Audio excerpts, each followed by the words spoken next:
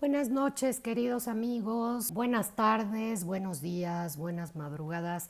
A la hora que nos estén oyendo, les damos la bienvenida a su canal Centinela del Norte y en su programa Punto Fino. Les recuerdo, por favor, que le den like y compartan esta información para que más personas estén informadas acerca de lo que está pasando en México, que vaya que diario tenemos escándalos, diario tenemos temas, pues ya saben del chisme político, que la verdad, pues es una pena decirlo, ¿no? El chisme político, pero realmente, pues no es nada gracioso, son cosas muy delicadas que están sucediendo en nuestro país y bueno, para eso estamos nosotros, para informarles todo lo que está sucediendo aquí porque pues esta información a veces no sale como tal en los noticieros. Entonces, vamos a comenzar hoy, mis queridos centinelas, vamos a comenzar a, a la información que nos corresponde el día de hoy y les voy a comentar qué pasó. La captura de Fernando Farías Laguna, cabeza de la red del huachicol fiscal de la Marina y que esto bueno, es la más clara evidencia de la corrupción incrustada en la cuarta transformación y apunta nuevamente hacia Adán Augusto y la Barredora. Ahí les va, amigos. Agárrense porque, pues, digo, también ya sabíamos una parte, ¿verdad? Que, o sea, no sé si recuerden que en algún noticiero se filtró una grabación cuando uno de los involucrados que se dio cuenta de lo que estaba sucediendo con el tema del huachicol fiscal en las aduanas, lo habló con el secretario de Marina. Y entonces, o sea, le dice todo y quiénes estaban implicados. Y resulta que empiezan a aparecer, bueno, justo que habló con el secretario de Marina, pues aparece muerto casualmente, tuvo un accidente y estaba tirando y bueno, o sea, lo mataron, esa es la realidad. Porque luego también otro que estaba involucrado también apareció muerto. Entonces, estos son focos rojos y aquí, amigos, les vamos a platicar los focos rojos y las alertas de todo este teje y maneje de la vida política de nuestro país. Entonces, bueno, vamos al contexto de esta nota, que es que la detección de Fernando Farías es la confirmación absoluta de una red de corrupción enorme, operando desde dentro del Estado. ¿Por qué? Pues porque era sobrino del secretario de Marina, ¿verdad? Entonces, este señor que agarraron, Fernando Farías Laguna, eran dos hermanos, ¿no? Pero el primero ya, pero este es el segundo, que estaba prófugo. Entonces, pues él es un contraalmirante, ¿verdad? Señalado como líder de una organización criminal dedicada al contrabando de combustible, como se dice coloquialmente, el huachicol fiscal. Entonces, bueno, el caso exhibe cómo el huachicol fiscal es un negocio institucionalizado, o sea, ya aprobado y revisado por Adán Augusto y por los hijos de Andrés Manuel, ¿no? No solo roba gasolina, o diésel, ¿no? Porque es lo que ellos trafican realmente. Se trata de un esquema súper sofisticado que evade impuestos. O sea, no se lo roban, pero no lo declaran. Entonces utilizan una empresa fachada y opera con protección desde el poder, ¿no? De las empresas fachadas que supuestamente compran aceite, o sea, derivados del petróleo, digamos, ¿no?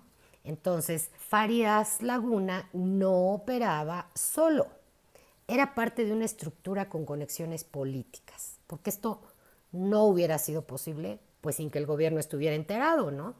Entonces, bueno, tiene las conexiones políticas, las conexiones empresariales y las conexiones militares. Entonces, su captura fue en Argentina, con una identidad falsa lo encuentran, con un pasaporte falso, esto confirma el nivel de impunidad con el que se movía. ¿Por qué? Pues porque tenía un pasaporte falso, ¿no? Entonces, pues obvio quién se lo proveía, ¿no?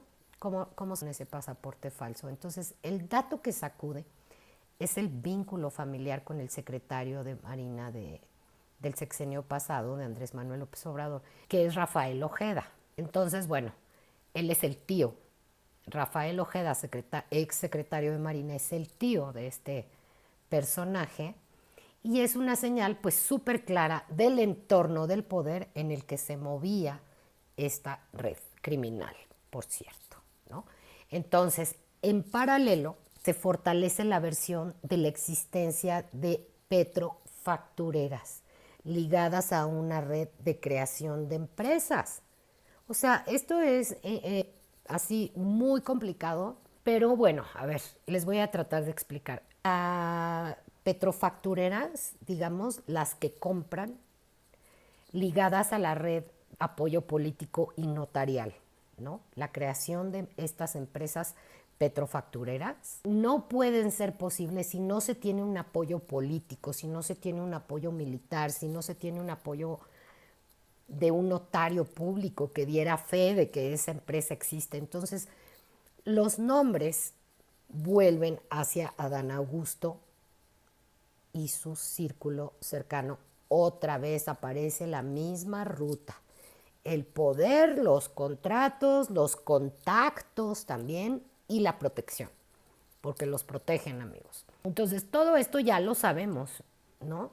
Y no pasa nada. Entonces, o sea, yo no puedo decirles que los protegen si no nos constara a ustedes y a todos que pues no pasa nada, porque ¿quién está en la cárcel? Entonces, bueno, pues el huachicol fiscal no solo existe, se expande y se hace bajo un gobierno cuyas principales promesas fue erradicarlo, porque no sé si recuerden que así inició el gobierno de Andrés Manuel López Obrador. Vamos a combatir el huachicol y de repente se acabó la gasolina, o sea, nos mostró su músculo político, lo que puede ser capaz de hacer haciendo todos los ciudadanos de toda la República filas y horas cargando gasolina, porque según él iba a erradicar el huachicol fiscal, ¿no? Bueno, no el huachicol. Entonces, vamos al caso 1, ¿qué nos va a hablar este caso? La red criminal dentro de Morena. Parecemos, o sea, de veras, esto ya parece de verdad de ficción, pero todos los días tenemos un escándalo de la red criminal de Morena. Entonces, bueno, la red criminal operando dentro de la Marina y, bueno, pues el contraalmirante activo, aún activo porque dicen que todavía cobraba el sueldo, señalado como líder de una organización criminal, que su operación era desde los puertos, clave, que sabemos es Manzanillo, es Tampico y es Altamira en Tamaulipas, ¿no? Entonces, Manzanillo, Colina, Tampico, Tamaulipas y Altamira también en Tamaulipas. Entonces, la introducción ilegal de hidrocarburos disfrazado como aditivos. Les digo, los aceites, ¿no? Principalmente. Uso de documentación falsa y estructuras logísticas bastante complejas. Entonces, la participación de los funcionarios y de las empresas privadas, más las Fuerzas Armadas, pues nos dan un resultado de lo que sabemos, porque esto lo sabemos porque se ha filtrado, pero imagínense cuánto más hay detrás de todo esto. Más de 30 buques involucrados sin operaciones legales recientes. O sea, les digo, esto sabemos. Vayan ustedes a saber, amigos centinelas, cuántos más no sabemos. ¿Es corrupción y crimen? Sí. ¿Y es dentro de la institución encargada de la seguridad nacional? Sí, es lamentable, amigos. Esto de verdad no es cualquier cosa, porque sí está involucrando justamente a las fuerzas del orden en México, a la más alta institución que tenía un gran honor de anticorrupción, era la más transparente, la Marina Armada de México, ¿no? Entonces, bueno, la red de huachicol fiscal, en el caso 2, vuelve un negocio estructural. ¿Por qué? ¿Por qué es un negocio estructural? Pues porque ya tiene todo un esquema bien documentado de cómo se va a trabajar. Y yo creo que este grupo de criminales de la 4T ya sabía de dónde iba a robar, ¿no? Entonces, pues es un esquema basado en la evasión fiscal y la simulación comercial. Fíjense que me llama mucho la atención el tema del huachicol fiscal y de la evasión fiscal. ¿Por qué? Porque la evasión fiscal se refiere a evadir pagar impuestos a la Secretaría de Hacienda. Entonces es un autorrobo, ¿no? O sea, es el mismo gobierno se roba a sí mismo. Bueno, nos roba a todos los mexicanos, nos robaron. Pero bueno, ellos como dirigentes, ¿no? O el gobierno de la 4T, que es quien tiene el gobierno, pues se roba a sí mismo. Por eso está el país quebrado. Entonces, pues tienen ganancias millonarias que afectan directamente al Estado, a nosotros, al país. Entonces, bueno, ya sigue que los combustibles declarados como lubricantes son para evadir impuestos, porque obviamente no pagan el mismo nivel de impuestos lo que paga el aceite y lo que paga la gasolina, los aranceles o el IEPS o los impuestos de la gasolina son más altos. Entonces, bueno, es una red conocida como los primos, que operaron durante años en el sexenio de López Obrador, digamos que a partir de realmente de que llegó este gobierno, ¿no? Porque llegó, yo no les miento, recuerden cuando empezó el gobierno de López Obrador, fue el huachicol. Entonces, bueno, la detección confirmada con operaciones sostenidas y no solo es una detección de un buque. O sea, sabemos de 30. Imagínense. El huachicol fiscal es una industria criminal con respaldo logístico, financiero y político de la cúspide morenista, desde el poder de Morena, porque son quienes ocupan los cargos más altos en las secretarías que tendrían que estar vigilando, ¿no? Entonces, bueno, pues realmente esto me parece una pena que sucede en nuestro país. Y ahora en el caso 3 vamos a analizar el tema de las petrofactureras y los vínculos políticos que apuntan a Adán Augusto y a la Barredora. ¿Por qué? Porque Adán Augusto era notario público en el estado de Tabasco, ¿no? Entonces, ¿quién avala o quién da los documentos a las empresas que se quieren constituir? Pues necesitas ver a un notario público, ¿no? Pues Adán Augusto era notario. Entonces, vemos esto por la detención que revela la existencia de nuevas redes de empresas de combustibles. O sea, de la nada surgieron estas empresas. Señalamientos sobre la creación de empresas con apoyo político y notarial. Ojo, a la notaría le dio el sí para constituirse. Entonces, las versiones vinculan que estas redes en el entorno de Adán Augusto o Satán Augusto, usó los contactos para obtener los contratos y facilitar las operaciones. O sea, tienen el negocio de principio a fin, ¿no? La llamada barredora vuelve a aparecer como el eje de control de esta operación. Fíjense, todos los caminos apuntan a una red de protección desde el gobierno federal, estatal también, los estatales que están involucrados y pues no ha sido desmontada, o sea, sigue operando. Entonces, bueno, para esta sección que me encanta, quiero leerlos en los comentarios y que me comenten qué piensan, para que esto no sea unidireccional, sino que podamos saber lo que piensan acerca de estos temas. Entonces, bueno, las preguntas para el programa la primera es, ¿cómo operó una red criminal dentro de la Marina sin ser detectada a tiempo? La manera en que operó la Marina, no la detectamos nosotros, no la detectaron más bien el gobierno, la detectamos nosotros. Ese es el tema. ¿Cómo operó? Bajo la supervisión y el coacheo y toda la logística armada desde la cuarta de formación, amigos, desde los gobiernos de Morena. Morena es una red criminal, porque ¿cómo se pueden explicar que opere una red criminal de esa magnitud sin ser detectada por el gobierno. Es obvio que estaban enterados todos. Vamos a la siguiente pregunta.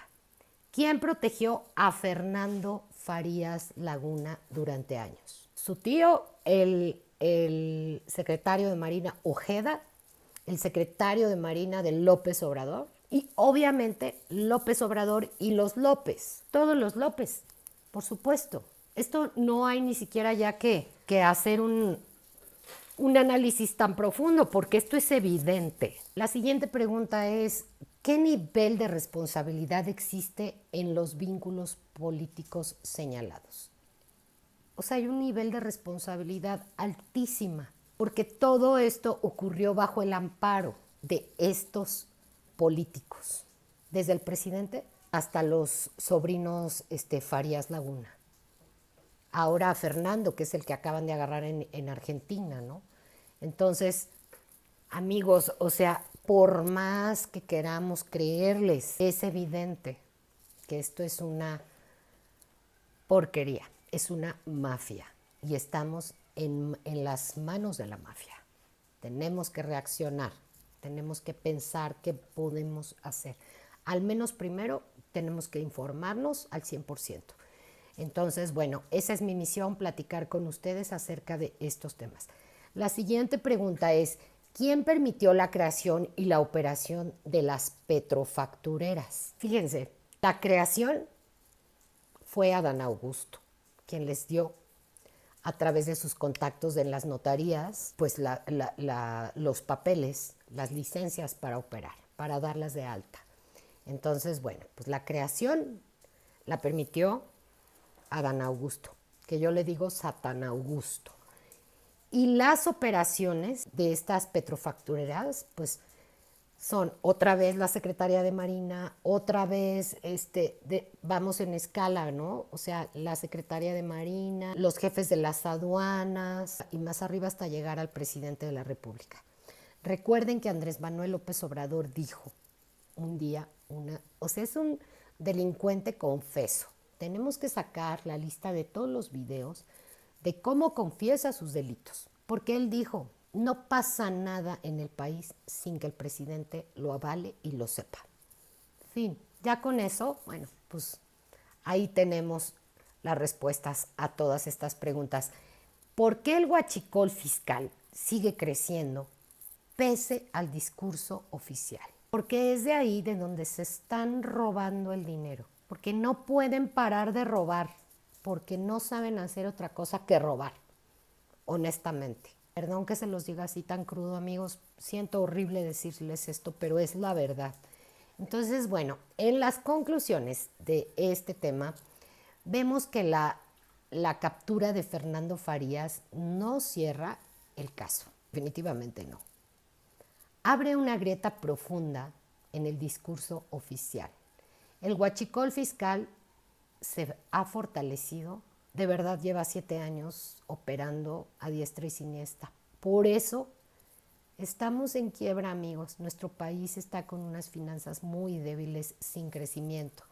Entonces, bueno, el huachicol fiscal realmente se fortaleció dentro de las instituciones, porque las instituciones de la Cuarta Transformación son el manto protector de esta bola de delincuentes. Porque no podría ser posible, ya lo detectamos. ¿Y qué se está haciendo? Bueno, ni siquiera ha parado de ocurrir el huachicoleo. Entonces, bueno, un contraalmirante, imagínense, cobijado desde lo más alto del poder, como convertido en este delincuente que agarran, ¿verdad? Con el manto protector de la impunidad de la Cuarta Transformación. Entonces, esto es una prueba de que el aparato del Estado es utilizado para la delincuencia organizada, porque eso es delincuencia organizada, justamente. La delincuencia organizada existe bajo el manto protector de las autoridades del Estado, por eso se llama delincuencia organizada. Entonces estamos ante un sistema fallido absolutamente, con daños y con años también, que opera una red que movía millones de litros de combustible con rutas, empresas, contactos y sobre todo la protección del Estado. Nadie la detuvo a tiempo, nadie la desmanteló, es más, no la han desmantelado. Cuando había señales claras y acusaciones serias, pues jamás se hizo y ni se ha hecho. O sea, el que agarren a este criminal allá, quiero ver si ya con eso para. Pero no, eso no es incapacidad, amigos. Es permiso para actuar, sinceramente. Entonces, bueno, la aparición constante de nombres políticos con redes, de notarías, empresas fachada, apuntan a un modelo de corrupción que no fue erradicado, fue tolerado, apoyado y creado desde las más altas esferas del obradorato. Entonces, el discurso de combate al huachicol se convirtió en simulación, total simulación, mientras el negocio cambiaba de forma y se volvía más rentable aún. Entonces ya no era ir a sacar gasolina de los ductos de Pemex, eso a lo mejor hasta sigue pasando, por supuesto, pero esto ya es a escalas enormes de millones de litros, de metros cúbicos de gasolina. Entonces, bueno, la 4T dejó un esquema más sofisticado, más opaco y más difícil de rastrear.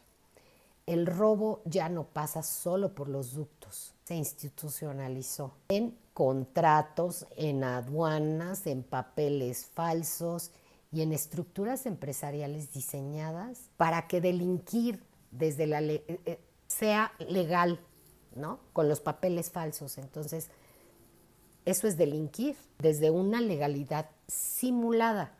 Porque o sea, ellos declaran que traen aceite, que no paga los impuestos que paga la gasolina, pero realmente lo que traen es gasolina. Entonces, bueno, esto es delinquir desde una legalidad simulada, porque no hay legalidad. Entonces se trata de miles de millones perdidos, marcados, distorsionados y una red criminal operando con recursos que deberían ser públicos. O sea, México podría ser rico y multimillonario si no tuviéramos este nivel de servidores públicos corruptos.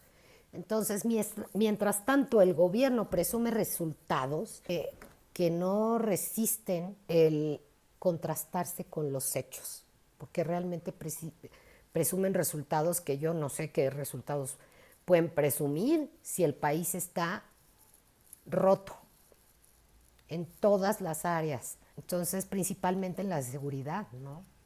Este caso no es un golpe contra la corrupción, es la evidencia de que la corrupción se incrustó en el corazón del poder. Y mientras no se rompan esas redes, cualquier discurso oficial seguirá quedando en palabras solamente. Y espero que se nos quede en la memoria a todos nosotros lo que está ocurriendo, para que a la hora de ir a emitir nuestro voto, les pido por favor que no den de votar, aunque estén tan desencantados de este sistema, vayan a votar, porque tenemos que sacarlos en el... No es posible este nivel de corrupción. Tienen que dar cuentas, porque tienen que saber que nosotros estamos atrás de ellos, viendo, vigilando y investigando todo lo que hacen. Entonces, bueno, vamos a cambiar de tema ahora y les vamos a platicar que les pela el guano. El guano es el hermano mayor de este señor que está en Washington o en Nueva York, en la cárcel de Nueva York. El Chapo es el hermano mayor del Chapo Guzmán. Y bueno, se escapó en un operativo. Híjole, qué casualidad, ¿verdad? Qué casualidad. Y el gobierno vuelve a quedar expuesto. Corrupción y simulación en la lucha contra el narco. ¿Cuánto les pagaron para que lo soltaran? Porque estos acuerdos ya hemos visto qué ocurren, ¿verdad? Vamos al contexto. Se llama Aureliano Guzmán Loera. Entonces es el hermano del Chapo, el Guano. Uno de los objetivos más buscados se les escapó durante un operativo para su captura, casualmente. Es otra de las constantes en la lucha en contra del narco. Y pues amigos, esto ya no se cree, ¿verdad? Porque con toda la tecnología que hay, no es posible que se les escape. Pero bueno, los operativos se anunciaron, se desplegaron y se presumieron. Pero el resultado, es que ese es el problema, que se anunciaron. Y entonces como se anuncian, pues entonces van y le dicen, ya te vienen por ti, vete, ¿no? Entonces, bueno, pero el resultado es el mismo. El objetivo central no aparece. Siempre hay una salida, siempre hay una fuga, siempre hay una versión oficial que no sostiene lo que pasa realmente en los hechos, ¿no? Entonces se acumulan antecedentes que agravan el escenario, realmente empeoran todo. Entonces la liberación de la hija de Ismael El Mayo Zambada en pleno operativo, o sea, de verdad es una vergüenza y lo comentamos aquí, pero bueno, pues ocurrió, ¿no? Y la liberaron. Bajo la custodia de los militares, ya se la habían llevado. Entonces, un episodio que ya quedó grabado y que exhibe las decisiones inexplicables, ¿no? Como esta de liberar a la hija del Mayo Zambada. Y entonces, pues ahora, ay, ¿qué creen que se nos escapó el guano? O sea, no, no puedo creer. En Sinaloa y en el norte del país, la versión que corre es que no se les escapan, los dejan ir, ¿no? Pues es obvio.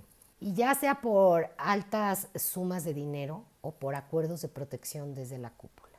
Entonces, bueno, que realmente, bueno, pues lo que les digo que se dice en el norte del país es la versión que corre, que no se escapan, los dejan ir, por supuesto, ya sea por altas sumas de dinero, por supuesto que los compran, o por acuerdos de protección desde la cúpula, o porque los amenazan en hacer, pues como el culiacanazo, ¿no? Como cuando agarraron al Mencho, de que van a hacer actos terroristas en contra de la población. Entonces, bueno, pues los dejan ir, ¿no?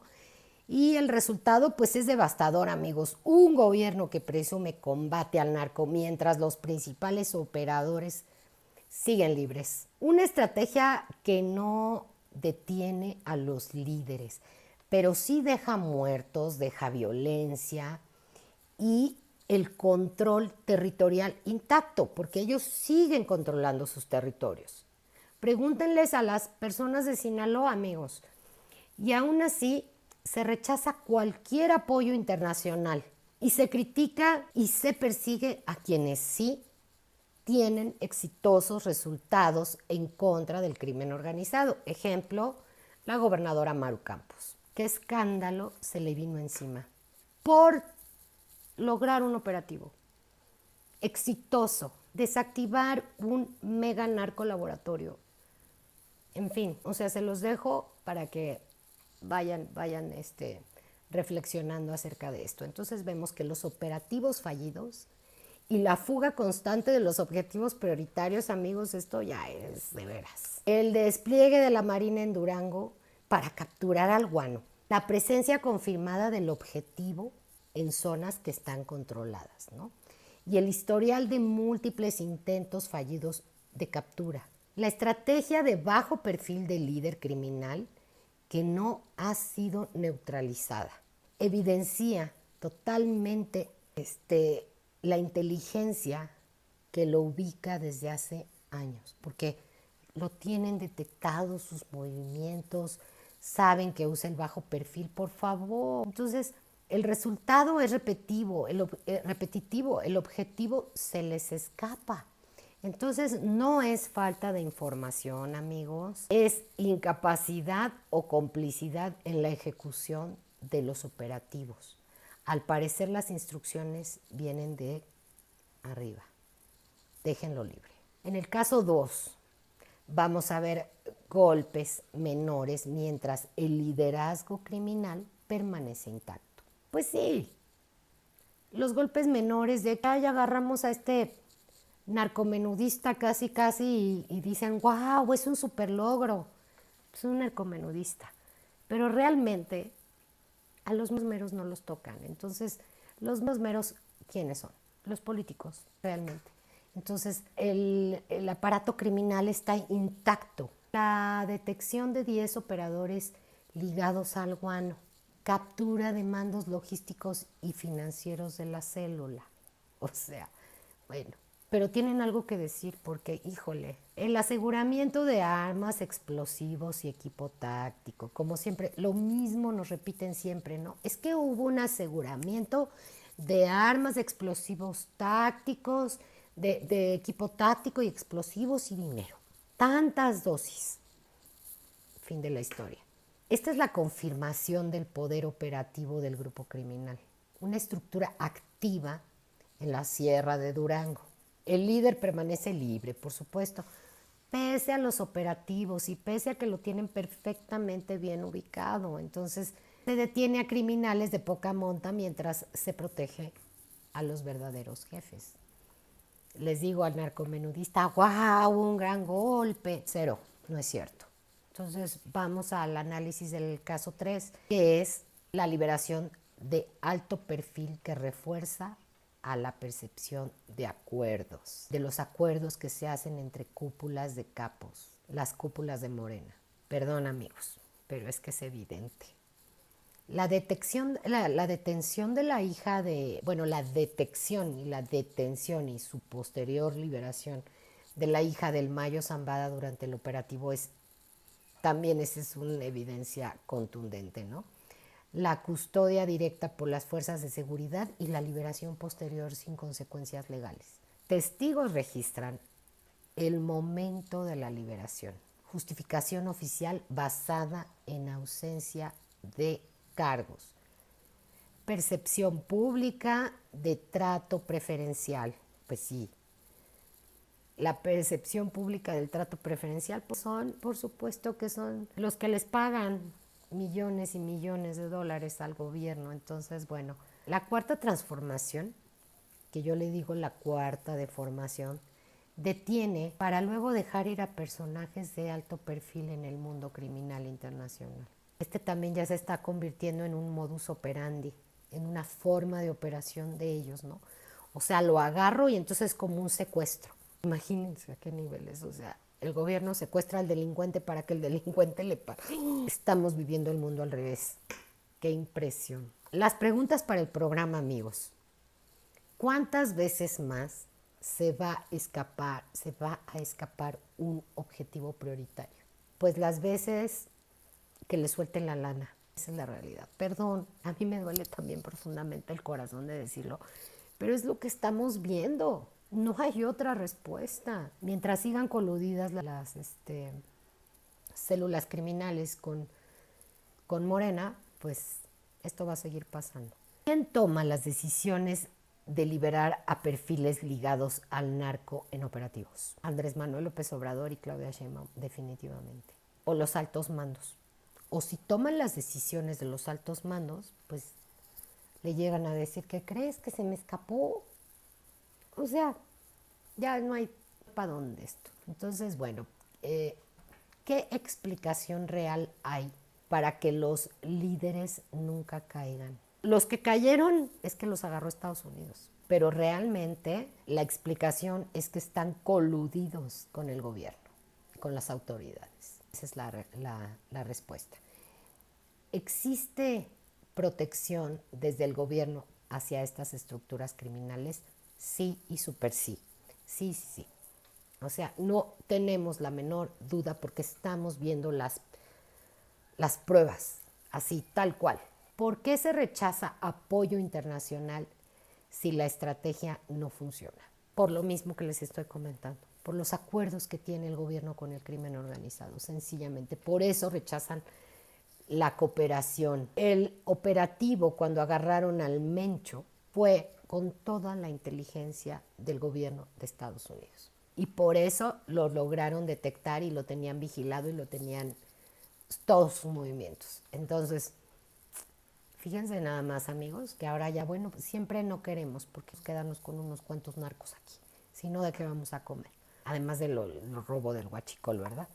Entonces vamos a las conclusiones de este tema y es que lo ocurrido con el guano responde a un patrón ya conocido por todos. Un objetivo ubicado, rodeado, buscado durante años y que siempre termina libre. Siempre se les termina escapando al puro estilo de las películas de Hollywood. Eso requiere la conclusión y la protección a muy altos niveles, amigos.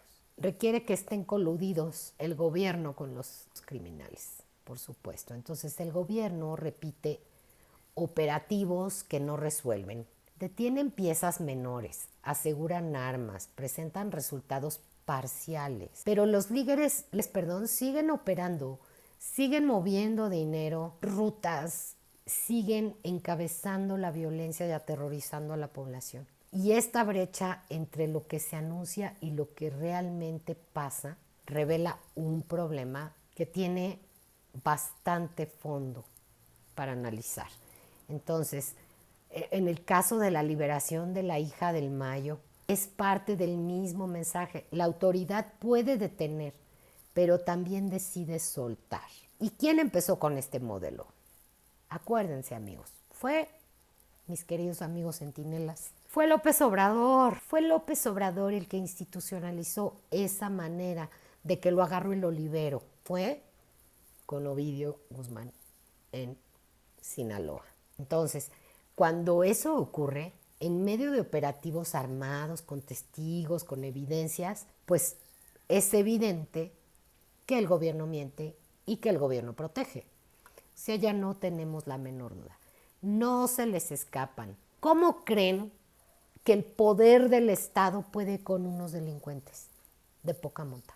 Perdón, es imposible, porque tienen el aparato y el poder de todo el Estado, de las Fuerzas Armadas, de la Guardia, de la Marina, de inteligencia, de todos los recursos del Estado las tienen. Entonces, pues la conclusión es que no se les escapan, los dejan ir. Se habla de pagos, de acuerdos, de protección, y yo sé que puede incomodar, pero esa versión crece porque los hechos la alimentan, porque no hay capturas de alto nivel que lo contradigan. Las capturas de alto nivel las han hecho con ayuda del gobierno de Estados Unidos. Entonces, justamente por eso ya no les dicen. Los gobiernos estatales van y hacen la captura y ya no le avisan a la presidenta ni al secretario de seguridad. No, ya lo hacen directamente. Vamos, porque si no se nos van a pelar.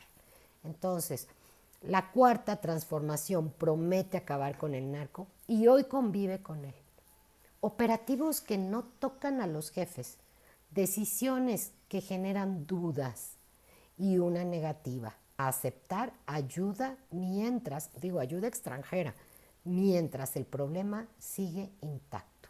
¿Qué dice Trump, amigos? México está, híjole, qué pena, qué de verdad. Y siguen con su orgullo según esto. En fin, el resultado de todo esto es un Estado que no impone control. Es un Estado fallido, amigos, que pierde credibilidad cada vez que un objetivo prioritario se vuelve a escapar. Y una realidad donde el crimen no solo persiste y se adapta y sigue operando frente o junto con la autoridad que no logra detenerlo o no quiere hacerlo, no quiere detenerlo. Díganme díganme otra cosa que yo no esté viendo, que yo no esté analizando, porque realmente no lo logro detectar. Para mí es evidente esto. El resultado de un Estado que no impone control pierde credibilidad. Es el Estado capturado por el crimen o el Estado fue infiltrado por el crimen y se convirtió en gobierno. Esto es muy lamentable, muy delicado, amigos, muy delicado. Entonces tenemos que estar alertas, tenemos que estar bien abiertos con los ojos, informándonos. Recuerden que la información es poder y tenemos que ir un paso adelante de estos desgraciados. Para hablar de otro caso, Andrea Chávez se exhibe. La ambición ligada a sus nexos turbios de ilegalidad y de desprecio por Chihuahua y sus habitantes. El uso indebido de su cargo para promoción personal. Entonces, vamos a ver en el contexto para mis amigos de Chihuahua, que Andrea Chávez vuelve a ser exhibida y reprendida, y otra vez por lo mismo. Propaganda anticipada, uso de su imagen y abuso de su posición como senadora de la República. ¿Por qué está usando justamente esta posición? Justo para promocionarse como futura candidata a gobernadora del estado de Chihuahua. Entonces, bueno, las bardas son su estrategia repetida, extendida y evidente, porque todos los ciudadanos de Chihuahua lo pueden ver. El órgano electoral lo dejó claro. Hay posicionamiento sistemático, hay intención política y eso es ilegal. Esto lo dijo el órgano electoral local de Chihuahua. Entonces, mientras intenta vender su imagen, se exhibe en un video que la retrata completita. Dice que se pinta el pelo. Imagínense. No puedo creerlo, de veras. Dicen que se pinta el pelo, me da mucha risa, para parecer güerita y gustarle a los chihuahuitas. Qué falta de respeto, por el amor de Dios, a los ciudadanos chihuahuenses. Así dijo, que se pinta el pelo para parecer güerita y gustarle a los chihuahuitas. O sea, les está diciendo perritos, como una raza de perritos, chihuahuitas. Entonces no puedo creer lo que los chihuahuenses tomaron como un desprecio, por supuesto que esto es un insulto y una grosería para mis amigos de Chihuahua, por favor. Lo tomaron como un desprecio y una burla, ya que los términos que usa son ofensivos en la región, y más viniendo de alguien que pretende gobernar el estado, amigos. O sea, ella pretende ser la gobernadora y les dice a sus chihuahuitas. Ay, no. No. Es que me estoy imaginando a perritos chihuahua, qué horror. Eso es una falta de respeto, ¿eh? De verdad. Andrea Chávez no conecta con la gente, habla como chilanga, perdón. Alguien que ya se fue y que no entiende a Chihuahua. Y los chihuahuenses, por supuesto que no entiende a Chihuahua ni los chihuahuenses. La traidora solo obedece a los poderes turbios que la impulsan. Es una traidora. Detrás de ella está el grupo de Satán Augusto López Hernández. Operadores, estructuras señaladas como la barredora. Es una candidatura empujada desde arriba con apoyos ilegales. Ya lo sabemos, ¿verdad? O sea, esto es evidente. Y en el camino traicionó a Chihuahua, ¿no? Entonces, chequen que la ley de aguas, las casetas, las decisiones que afectan al Estado, las tomó ellas y las votó a favor. Entonces, se alineó a la cuarta transformación sin importarle su Estado y sus habitantes. Traiciona a la gente que dijo representar. Entonces, realmente esto es muy delicado. Entonces, cada aparición pública confirma el mismo patrón. Promoción personal, discurso vacío y pues la desconexión total con la gente. No hay agenda, no hay resultados, no hay defensa del Estado. Y el costo político crece el rechazo para Andrea Chávez, la credibilidad se desploma y el rechazo aumenta. Y lo que antes era cercanía, hoy es rechazo. Totalmente, ya no nada más por ella, sino por la marca de Morena.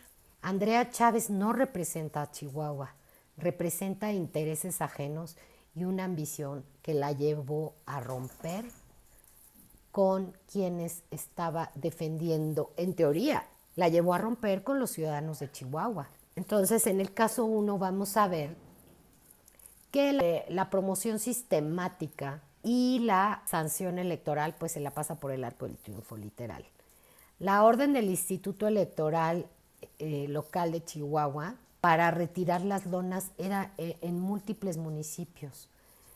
O sea, le dieron la orden, ella no hace caso. La presencia en Delicias, Cuauhtémoc, Parral, Juárez y más. La identificación de estrategia reiterada de posicionamiento, porque está lleno de propaganda de esta señora, ¿no? Entonces, toda vinculada a la aspiración a la gubernatura, porque ella quiere ser aspirante candidata por Morena al gobierno de Chihuahua. Que Dios nos guarde a nuestros amigos chihuahuenses, de veras. Esperemos que no, pero bueno, pues la propaganda que se vincula a esta llamada de atención que le hizo el Instituto Electoral de Chihuahua, pues indica esto, ¿no? Medidas cautelares por posible promoción personalizada, violación al principio de imparcialidad en el cargo. Y desde hace mucho, Andrea Chávez emprendió una campaña ilegal disfrazada desde el poder. ¿Por qué? Desde que tomó el cargo de senadora por Chihuahua, pues se la pasó haciendo promociones de su imagen, justamente. ¿Qué necesidad tienes? Tomó desde el 2024 que tomó el poder, que tomó el lugar de senadora por Chihuahua. Entonces dices, bueno, hubo un video viral en que les cuento que confirma el desprecio y la desconexión con los ciudadanos de Chihuahua. Las declaraciones sobre pintarse el cabello para parecer güerita, el uso del término chihuahuitas en tono despectivo y la reacción negativa en las redes sociales, definitivamente, pues no era para menos. El señalamiento de clasismo y burla hacia los ciudadanos de Chihuahua. La asociación del lenguaje con desprecio regional hacia los habitantes de Chihuahua. Daño directo a su credibilidad, por supuesto, en el estado de Chihuahua. Y lo del video es ella. Queda completamente exhibida junto con su desprecio por nuestro querido estado de Chihuahua, amigos. El respaldo político y la estructura que impulsa esa parte es bien importante, los señalamientos de la campaña anticipada desde actores políticos que la están patrocinando, que la están promoviendo, que la están apoyando, que le están metiendo a la campaña de esta persona, ¿no? De Andrea Chávez. Y pues las referencias a imposiciones desde el centro del país, que es el grupo de poder que la impulsa, y la mención de intereses oscuros detrás de su promoción. Ya sabemos que esas empresas factureras, la barredora y todo esto, ¿no? Los vínculos señalados con el grupo delincuencial y la protección política dentro de Morena, pues es evidente. La falta de explicaciones claras ante los señalamientos y pues, en fin, ella junto con sus ambiciones políticos está sostenida por una red de vínculos con el crimen organizado, amigos. Esto es innegable. Y venimos a la sección de las preguntas de este bloque. ¿Por qué Andrea Chávez insiste en promocionarse fuera de la ley? Porque para ellos no existe la ley. Punto y fin y se acabó. Así de sencillo. Para Morena no existe la ley. Por eso insiste en promocionarse fuera de la ley, porque sabe que no hay consecuencias, porque sabe que no hay sanciones. Entonces, sigue. ¿Cómo justifica el uso de expresiones despectivas en contra de los chihuahuenses? No hay forma de justificar esas expresiones en contra de los ciudadanos de Chihuahua. No hay forma de justificar esta falta de respeto a los chihuahuenses, definitivamente. ¿Quién financia y quién opera su estrategia de posicionamiento? Sabemos que quien financia son las empresas petrofactureras, las empresas fantasma, la barredora y por supuesto el líder del cártel, que es Satán Augusto López Hernández, definitivamente. Y no digo que sea todo Morena, es una parte de Morena quien quiere llevar ese proyecto, pero hay otro proyecto que quiere llevar otro candidato. Entonces imagínense el problema. ¿A quién representa hoy a Chihuahua o a un grupo que la impulsa? A muy poca gente. Yo creo que ella no representa a los chihuahuenses, porque los chihuahuenses son gente trabajadora, gente honesta. Tienen los más altos rankings del país, de la actividad económica, de sus exportaciones, en fin, de todo el desarrollo de tecnologías agroalimentarias, en fin, o sea, de veras. Tengo amigos en Chihuahua y son gente de veras trabajadora, gente honesta. ella no representa a los chihuahuenses. Definitivamente piensen bien y reflexionen su voto. Por favor, en este 2027 no vayan a cometer este error. ¿Por qué guarda silencio ante los señalamientos sobre sus vínculos políticos? Pues porque no tiene respuestas para contestar esto. Ella solo puede negarlo, pero no nos da pruebas. Nosotros sí tenemos pruebas. Y esa es la diferencia. Ella no puede defenderse porque no tiene pruebas, no tiene cómo sustentar los miles de millones de dólares que le han inyectado a su campaña este grupúsculo de Morena y la Barredora. No lo tiene. Y vamos a las conclusiones, amigos, de esta parte que es este tema que no representa esta señora a los chihuahuenses, no representa a Chihuahua. Hoy se representa a sí misma. Usó su posición como senadora como plataforma y el espacio público fue su escaparate. Fíjense nada más, la sanción del órgano electoral confirma que hay una estrategia para posicionarse antes de tiempo, para posicionarse ante los ciudadanos de Chihuahua y antes de tiempo. No estamos en esta época todavía, pero ella desde que llegó pues empezó a promocionar. El video la define de cuerpo completo, se burla, se disfraza y la desprecia. Las llama chihuahuitas, a quienes debería de respetar. Intenta encajar con una imagen que no es y en el intento exhibe lo que realmente piensa y lo que realmente es de cuerpo completo. Así tal cual, porque con ese video, qué barbaridad. Su respaldo no es ciudadano en Chihuahua. Ella no es querida ni respetada. El apoyo que tiene es político. Está sostenida por un grupo que la empuja y que compra votos y que compra apoyo. El grupo que la protege y el que la proyecta es el que paga y el que compra. No permitan eso, amigos. Ahí están los nombres, ahí están las estructuras. No responde a la gente, responde a los intereses oscuros. Se alinea con decisión del poder federal que afecta gravemente al Estado, ignorando las causas locales para volverse otra vocera del poder y traicionar a Chihuahua. Entonces, bueno, es importante también en esta parte del programa comentar que el congresista estadounidense Michael Moore tiró directo la versión de Claudia Sheinbaum en el caso del aseguramiento de Chihuahua, del narcolaboratorio.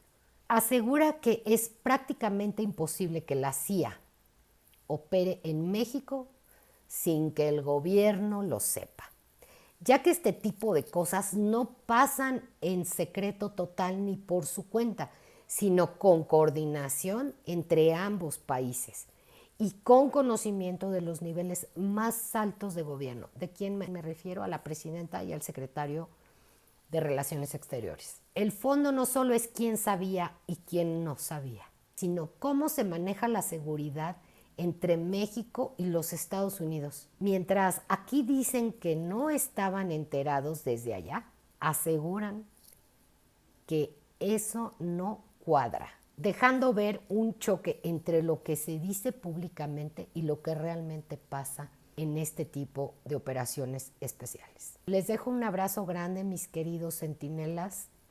Nos vemos en la próxima.